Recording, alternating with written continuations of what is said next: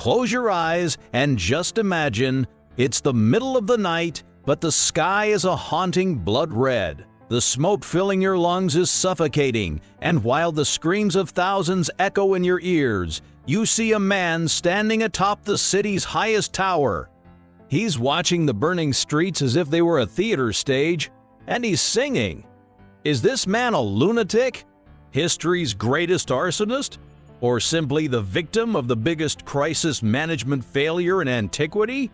Hello, history detectives, and welcome back to Ancient Detective, where we dive into the most iconic and controversial cold cases in history. Today's suspect on the table, Emperor Nero. But did Nero really burn Rome? Or was this just the most successful character assassination campaign the world has ever seen? First, let's get a close look at the crime scene and our prime suspect, the young man who took charge of the world's greatest empire at just 16. Nero wasn't your typical battle-hardened, iron-fisted Roman emperor. In reality, he was a narcissistic, aspiring performance artist born in the wrong century. He wasn't just fond of performing, he was obsessed with it. He believed he was a divine gift to the arts, a superstar trapped in an emperor's body. Just imagine, you're sitting in a damp theater for 8 hours straight while your emperor sings off-key with his terrible voice. You couldn't even leave. If you fell asleep, you were seen as a traitor. If you didn't cheer loud enough, you were finished. There are even stories of women giving birth in the middle of his concerts because they weren't allowed to exit the building. Naturally, this created a very specific kind of rage within the Roman public. By the time 64 AD rolled around, the Roman people didn't look at Nero and see a protector. They saw a maniac who spent the empire's treasury on golden statues of himself instead of fixing the city's crumbling infrastructure. The city was growing, the population was booming, people were living in insulae, multi-story wooden apartments that were basically giant matchboxes. While the people were struggling with rising costs, our genius emperor was busy practicing his high notes and planning his next tour. It was the perfect setup for a disaster. If a spark hit the right spot, there would be no stopping it. There was no professional emergency line back then. The vigils, or firefighters, were more like night watchmen with buckets than modern firefighters. They were overworked, underpaid, and definitely not prepared for what was coming. Looking at the city itself as a crime scene, we see a disaster that had been screaming, "I'm coming," for years. By neglecting the city's safety while focusing on his personal fame, Nero was playing a dangerous game, and the stakes were about to get incredibly high. The stage was set, the audience was bitter, and the atmosphere was electric with unspoken fear. All it took was one clumsy shopkeeper or one tipped-over oil lamp in the wrong alleyway to change history forever. But how about we go back to the very beginning, where the fuse was first lit? How did this teenage performer end up with the keys to the world's most powerful empire anyway? Spoiler alert, it wasn't exactly a fair climb to the top. It was more like one of those over-the-top family dramas on Netflix. Enter Agrippina the Younger, the woman who holds the title for the most ambitious mother in history. She had a single mission in life: making her son Nero the emperor, no matter the cost. Step 1, marrying the emperor of the time, Claudius. The tiny detail here, Claudius was actually her own uncle. Yeah, they seem to take family bonds a bit too seriously. Step 2, Agrippina manipulated Claudius into skipping over his own biological son to name Nero as his heir. And here comes the bombshell. In 54 AD, Emperor Claudius suddenly, poof, he died after eating a plate of mushrooms for dinner. Coincidence? Historians say those mushrooms were served with a side of motherly love, also known as poison.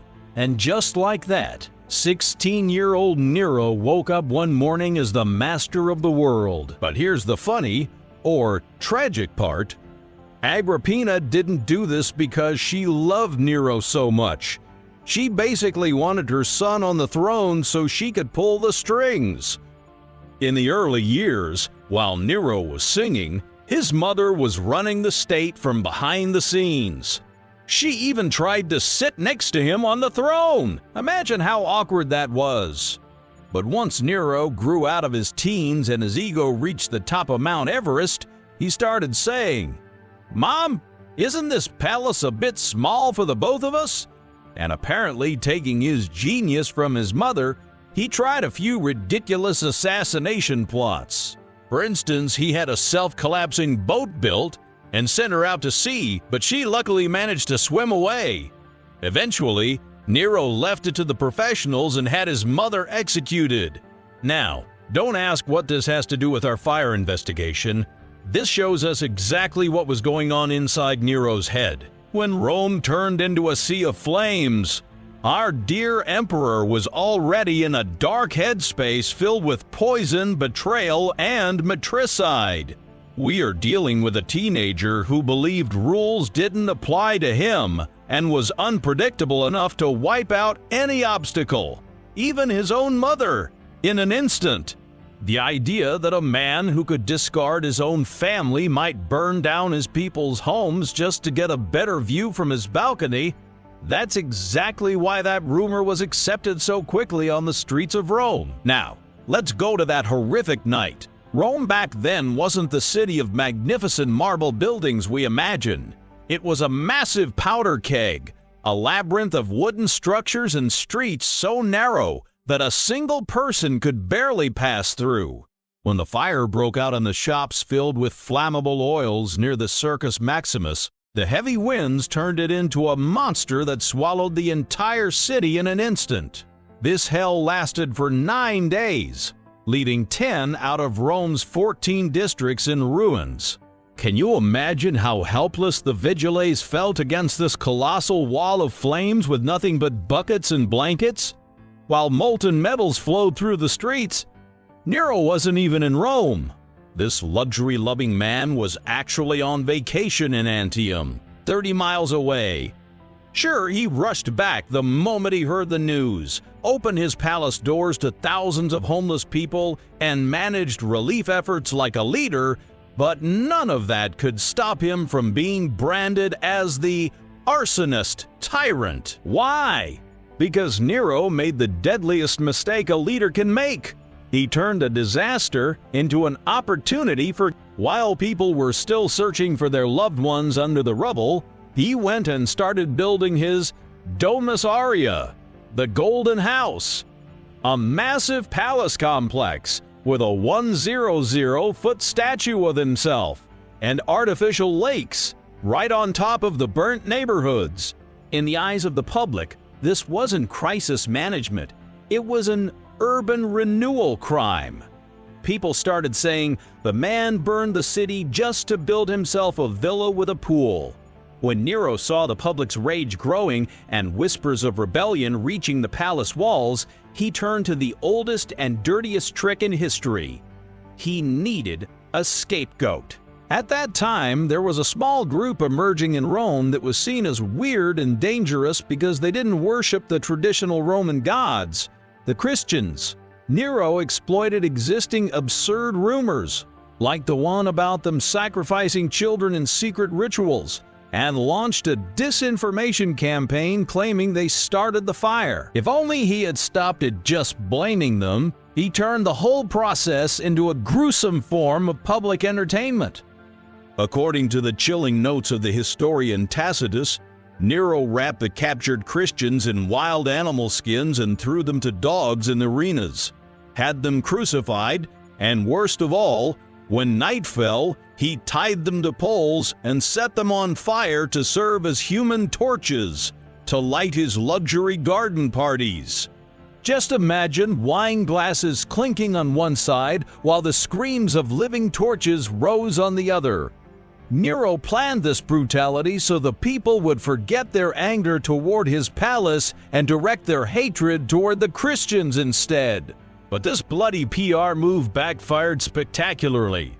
No matter now how much the Roman people disliked the Christians, they were naturally horrified by Nero's extreme sadism and the way he sacrificed the innocent.